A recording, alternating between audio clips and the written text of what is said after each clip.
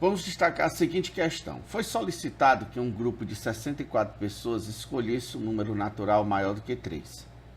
Então vamos considerar que esse retângulo que eu esteja dispondo aqui seja um conjunto formado por todas as possibilidades possíveis, ou seja, esse conjunto ele é formado pelas 64 pessoas que escolheram números naturais maiores do que 3.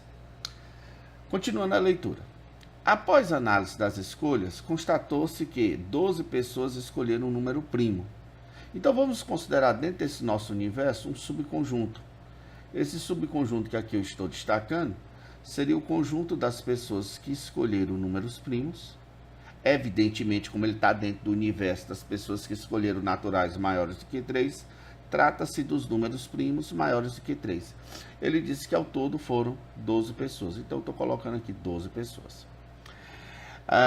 30, um número par. Então vamos considerar que um outro conjunto seria o conjunto das pessoas que escolheram o número par.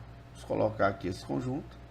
Essas pessoas que estão aqui nesse conjunto representam as pessoas que escolheram o número par. Está aqui, ó, número par. E 14 escolheram um número múltiplo de 3. Então vamos considerar aqui um outro conjunto, esse outro, que é formado pelas pessoas que escolheram um número múltiplo de 3. Evidentemente, tanto o conjunto dos números pares como dos múltiplos de 3, estamos nos referindo aos naturais maiores do que 3. Professor, por que existe essa interseção? Essa interseção são os números que são simultaneamente par e múltiplo de 3.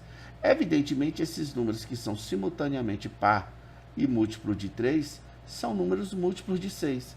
Que a questão diz que o número de pessoas que escolheram um número múltiplo de 6 é em número de 6. Assim sendo, como o total de pessoas que escolheram o número par são 30, e aqui eu já tenho 6, então falta 24 pessoas que escolheram apenas números pares, que não são múltiplos de 3, ok? Assim como o número de pessoas 14 escolheram um número múltiplo de 3. Como eu já tenho 6 para dar 14, restam 8. Então, 8 pessoas escolheram apenas os números que são múltiplos de 3, mas não são pares. Lembrando que todo esse nosso universo temos um total de 64 pessoas. Aqui temos 24 e 6 dá 30, 8 e 12, 20, 30 com 20, 50. Para completar 64, está faltando exatamente 14 pessoas aqui do lado de fora. Essas 14 escolheram números não pares, então essas 14 escolheram os ímpares. Mas essas 14 escolheram os ímpares que não são múltiplos de 3, tá certo?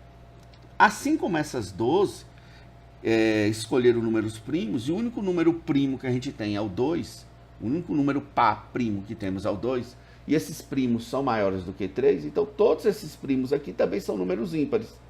Lembrando a vocês que o único número primo que a gente tem múltiplo de 3 é o 3. Como esses números primos são maiores do que 3, então evidentemente aqui não tem como ter o 3, tá certo? Então aqui são os números primos, todos eles são ímpares e nenhum deles é múltiplo de 3.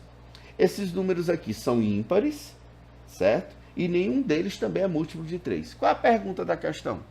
O número de pessoas que escolheu um número ímpar não múltiplo de 3. Então aqui temos 14 mais 12. Então um total de 14 mais 12 pessoas que escolheram o número ímpar que não são múltiplos de 3, totalizando 26 pessoas, item B de bola.